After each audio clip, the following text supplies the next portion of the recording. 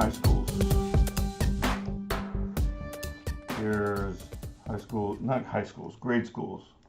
We have 3 elementary schools. Elementary school 1, elementary school 2, and elementary school 3, right? Elementaries. And they're all going to do something different, right? This one is doing in terms of math. This one's teaching math, old school math, old math, right? And this one's going to teach Common Core. If you don't know what Common Core is, man, type it into the internet. And then this one's got some new math techniques. At this point in our class, or in most statistics classes, we've learned how to compare 1 versus 2 when we test a hypothesis about one population being different from another. We can test that one no problem, but in reality, we really very often have multiple groups. So how do we test all 3? And the answer is we do this with something we call an ANOVA, or an analysis of variance. And so what we do is we look to see what the variances look like of the different groups so that we can compare them all. Okay, and that's exactly what our test, hypothesis test is actually going to look like. It's going to look like, does mu sub 1 equal mu sub 2? Does that one in and of itself also equal mu sub 3? And another way to write this is to see if there's a difference between them. And so if this is our hypothesis, or actually this is the null hypothesis, then our hypothesis is going to be exactly what we just stated, that there is a difference. Or, better said, at least one is different, right? If this one, for example, if -2 and mu 2 and mu 3 are different, then it doesn't matter that these two are the same. One of the 3 is different. If mu 1 and mu 2 are not the same, then it doesn't matter that these two are the same. One of the 3 is different, and so the correct answer would be our alternative hypothesis. We do an ANOVA when we compare all of these to see if they're all the same. We actually do this quite a lot when we talk about differences in treatments, right? And so what is a treatment? A treatment in our case is, if this is the old way of doing things, then Common Core is a treatment. And those of you familiar with the Common Core argument can turn around and say, hey, wait a minute, we're in the middle of this huge mathematical education experiment, and we are. And then a different type of treatment would be this new math, right? Another way we do this, societal economists do this all the time when they look at society and they write in sometimes ethnic groups, right? White, black, Hispanic. And this is good traditional research, and we see whether or not economic groups are the same. We can look at, regions, right? What are the 3 biggest states in terms of population? California, Texas, I think it's either Florida or New York. I'm going to go with New York, right? And we see if income levels or whatever across these 3 regions are the same, or if they aren't. But let's go back to our original calculation, our original example. Old math, Common Core, and some new math style. And why would we do this? Well, we would do this for a variety of reasons. Number one, we want to know, does Common Core work? Does Common Core work? If Common Core is giving us different results, better or worse, then we know Common Core doesn't work, and then we can throw it out, right? If we have some new math, does this work? Right? And if it does work, then we can, throw out Common Core, and we can throw out the old style, and we can use the new style. There's a lot of this happening right now with the advent and the implementation of online learning, whether to see if grades are going to be the same, whether to see if outcomes are going to be the same, at all different education levels. So it's actually, ANOVAs are very, very, very popular techniques. However, the calculations of ANOVAs are a little weird. And in order to calculate them, what we first have to do is go back to our school 1 school 2, school 3, and we're going to pull a sample. This is the population of all of them.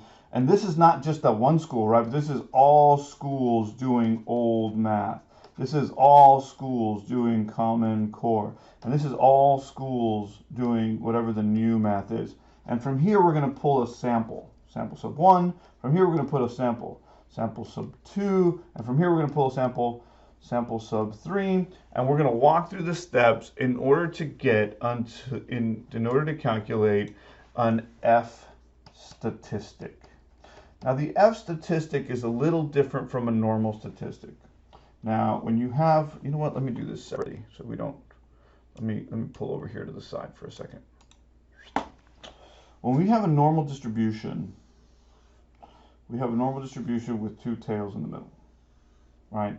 And say you want something different and you have, you know, the tail on the right and you have this tail on the left or whatever, right? When we have an F statistic, some mean thereof.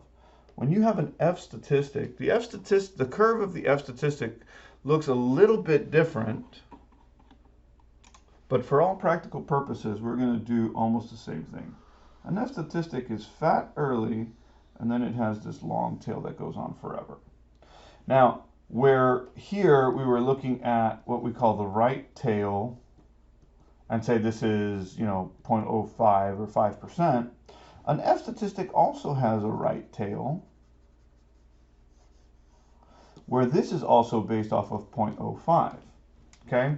So you don't really have to worry about the distribution of the right tail and, you know, which one you have. All you really have to understand is that we are going to do, in terms of our hypothesis test, the exact same thing we did before. At whatever critical value this is, we're going to draw a line and we are going to reject the null out here, and we are going to fail to reject the null over on this side. Fail to reject the null over on this side. So for all practical purposes, we recognize that it's not a normal distribution. Things are a little bit different, but because we're doing a little bit different of a test, we're looking at now a true jump to multivariate. Technically, the 2T test that we did last week, or, you know, a little earlier, are multivariate, but here we get into multivariate, like capital multivariate, and things start to get complicated because we can do this with 3 groups.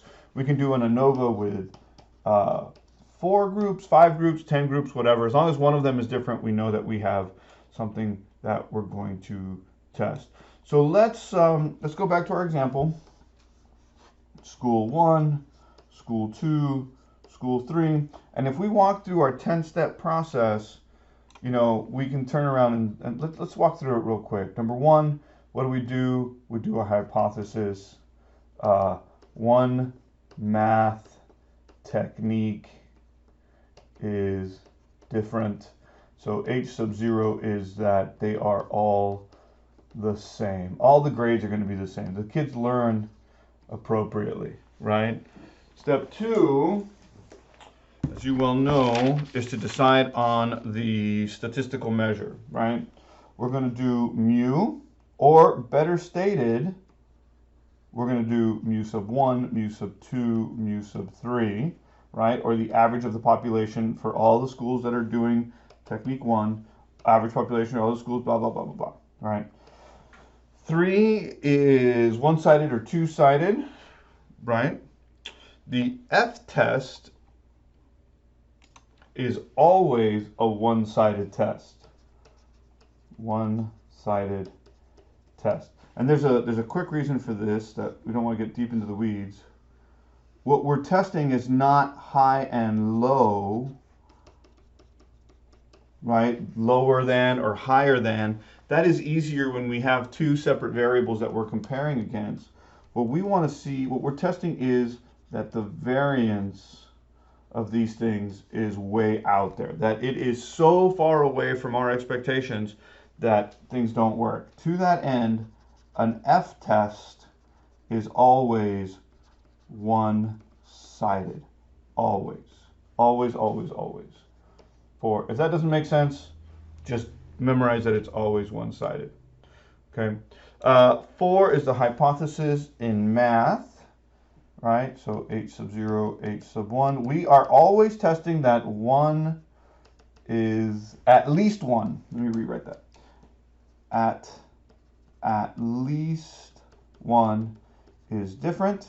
So our null hypothesis is that they are all the same. Not just that mu1 and mu2 is the same, but they are all the same. Alpha is whatever alpha is. We're not actually doing a test here. We're just kind of walking through the steps. So you see how they are.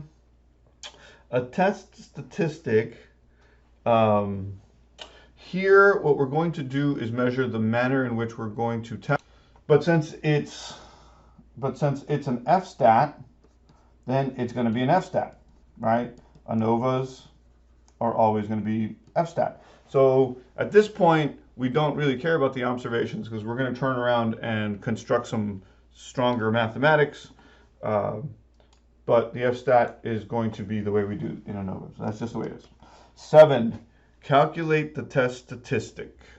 This is a little tricky.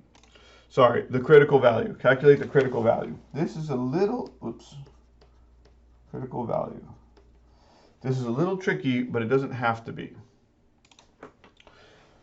Critical value is a function of the F statistic, which, as we will cover, is a calculation based off the mean square for treatments divided by the mean square for errors. Now, don't get wrapped up on the axle on this quite yet. Equals MST is what you'll see in most textbooks, and MSE.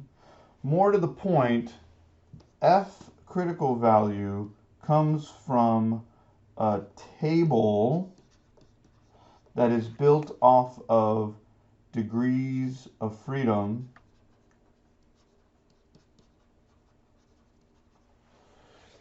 from the MST and the MSE. Okay, so what we're going to do is we're going to construct a table, or there are tables that are already constructed. You'll find them in the appendices of most statistics textbooks. And through the magic of mathematics, they're going to look something like this. Let me get that a little bit bigger for you. They're going to look something like this. Okay. So how do we do these tables? This is the degrees of freedom in the denominator, and this is the degrees of freedom in the numerator. And so again, the F statistic is calculated by the mean square of the treatment divided by the mean square error. Each of these has a degree of freedom, and this one has a degree of freedom. And then you're going to use this one to find that one. You're going to use this one to find this one. You're going to go over and say 4 and 10 or whatever.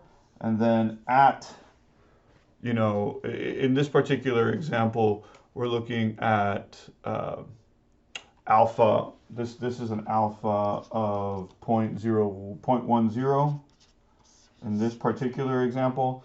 And so at alpha 0.10 with this degrees of freedom and this degrees of freedom in the denominator, then 2.6053 or whatever is going to be your stuff. I will cover this in greater detail. What I don't want to do is get lost in the mathematics right now. The point is there is a manner of calculating the degrees, the critical value, using degrees of freedom that is not difficult to do. 8 is going to be the calculation of the statistic. The calculation of the test statistic. And here, the other example is actually going to make a lot more sense because I'm going to bring in this guy.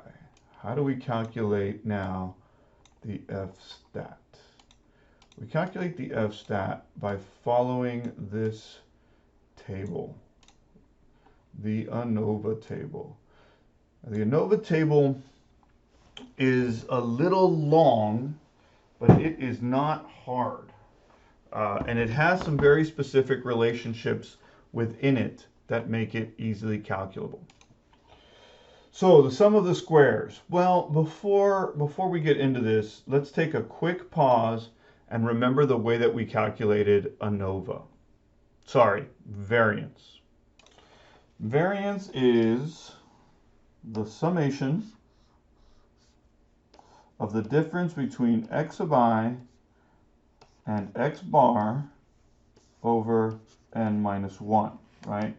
This is equal to the variance, right? And so what are we doing? We are doing an analysis of the variance. So it stands to reason that we're going to do a bunch of variance-like calculation. Let's break this into two groups real quick, where the bottom is the degrees of freedom,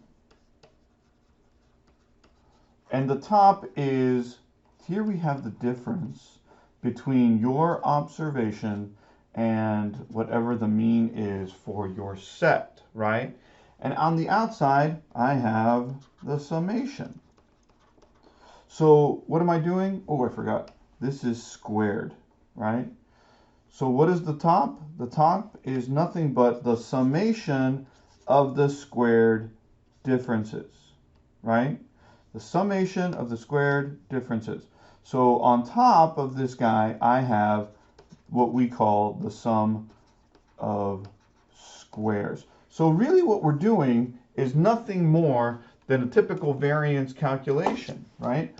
Variance is equal to the sum of the squared differences, or the sum of the squares, divided by the degrees of freedom. You did this in Stats 1. You may have done this in high school. This is really old hat.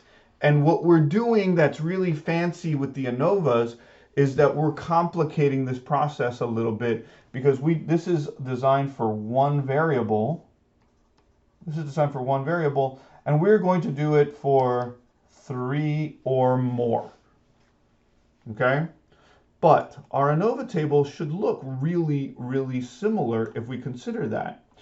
Our ANOVA table has the sum of the squares of the treatments, which we'll calculate in a separate video, and that gets divided by the degrees of freedom for the between groups variable.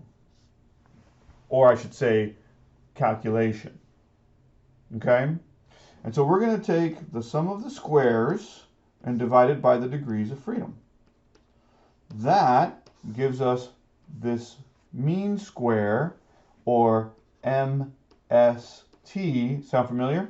And the other one, the one within the groups, the errors, so to speak, is going to be the sum of the squares of the errors divided by the degrees of freedom. And in this case, the degrees of freedom is a little different, but this guy is going to go here.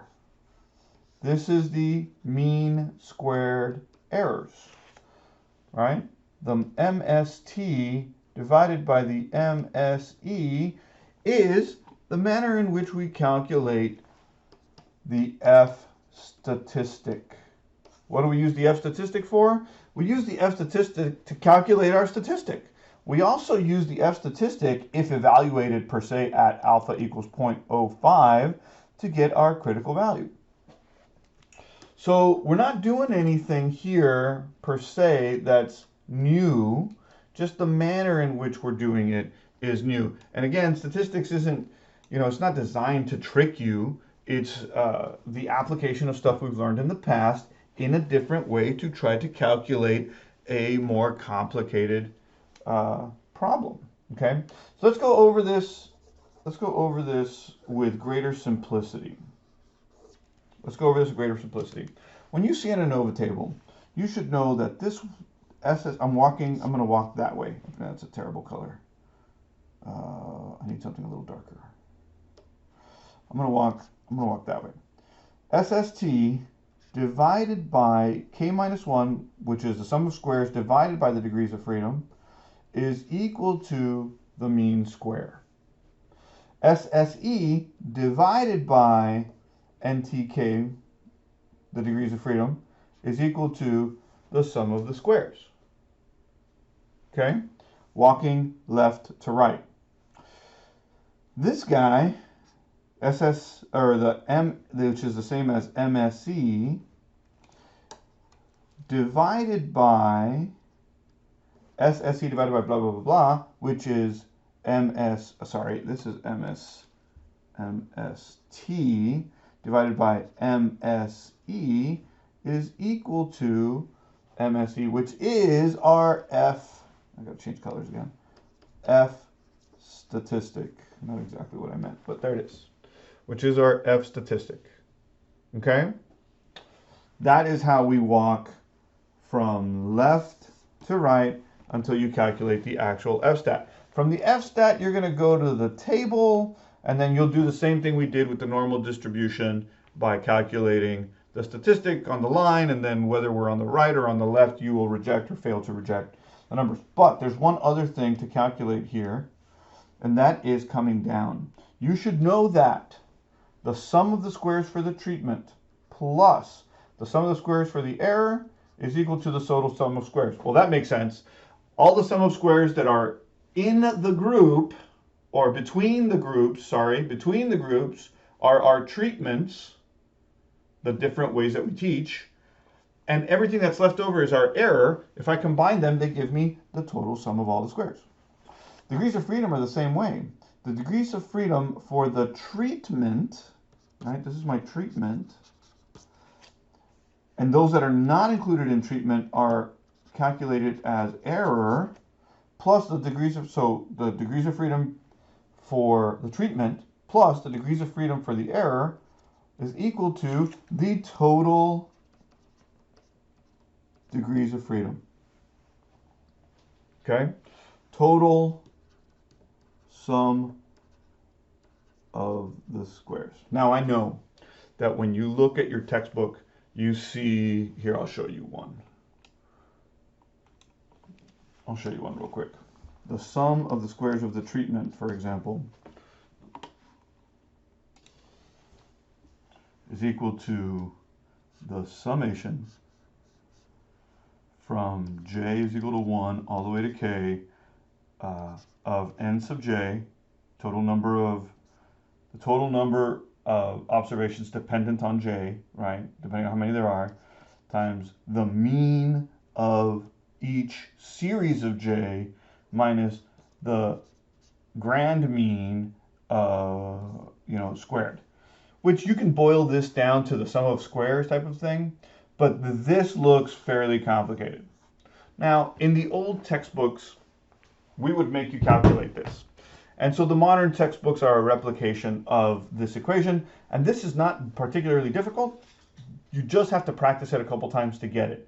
More importantly, in modern statistical application, when you start using software, including Excel, or more fancy statistical software such as SAS, which I hate, and Stata, or R, or Python, or, eViews, or whatever, a lot of this will get calculated for you, and what you're going to be presented with, so you don't really have, we're not going to make you do this, or we shouldn't make you do this anymore. You should just understand where it comes from, and what we're going to make you do, oh no.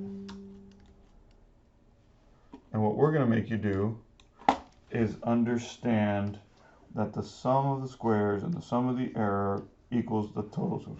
That the degrees of freedom for the numerator and the degrees of freedom for the denominator equals this one. The treatment is the numerator, if I haven't made that clear, and the error is the denominator, right? The numerator and denominator of what? Of this equation here. This is the numerator, and this is the denominator. Of what? Of the F statistic. Of the F statistic. I don't know how to make that better. F statistic. Ugh, that's terrible. F statistic. Of the F statistic. Because what we are doing this entire ANOVA table for is to calculate f. That's the whole purpose. The whole purpose of this entire thing is to calculate f. And just like we did with 4, we're going to calculate 1f at alpha, which gives us critical value, and we're going to calculate 1f for the actual calculation. Our graph, once we get done with it, will look kind of like what we showed you before, where the f curve looks something like this. We will calculate f, we will calculate a critical value, f evaluated at alpha equals 0.0 whatever, 0.01, 0.0 whatever, such that the area under the curve is 0.01 or 0.05 or 0.1, whatever it is that you've decided to do as a researcher. And we're going to turn around, whoops, that's a terrible place for that line. And we're going to turn around and say, hey, look, if we're over here on the right, we will reject the null. And if we're over here on the left, we're going to fail to reject the null. Then, just like we did before, we're going to calculate our actual statistic. And say our actual statistic is here, right? This is my Fstat, calculated Fstat. This f evaluated at gives us critical value. This Fstat is, or I should say, this is number 7 in our step 7, and this is step 8, right? The actual calculation. And because we are on the right-hand side of this line, then we have decided to reject the null, whatever the calculation is. But in order to calculate this f, it's going to get confusing. This is the heavy lifting. Where does this guy come from? This comes from the f table. Where does this guy come from? This comes from the ANOVA table, right? This guy is based on the degrees of freedom, the numerator, over the degrees of freedom of the denominator, and this is the entire thing. Calculate the table until you get to your Fstat. All right, those are the two biggest pieces that you're going to need to calculate ANOVA. Now, I know this video is much longer than all of the others, but in many ways, once you get your head around the ANOVA table, let me go find it again. Where is it? Once you get your head around this guy, then you're going to be okay. And what you really need to remember is that there are two ways to calculate stuff. You can go from left to right, and you can go from the top to the bottom, okay? Understand the relationships that exist here, which is to say, understand the math. Understand the relationships. You're going from this one divided by that one equals this one divided by that one equals this one over divided by that one equals Fstat. Okay, once you get your head around and work through this table with some problems, you should be okay. All right. I know this is a little bit more than what we've done before, but we're not going to make you do all of this.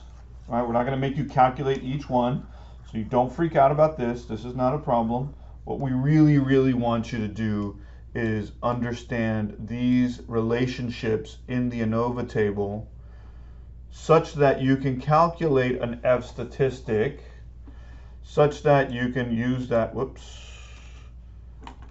I don't know what I did there, such that you can use that F statistic to make this reject or fail to reject decision. Okay, that's what we really want. Good luck, hope that helps. Enjoy.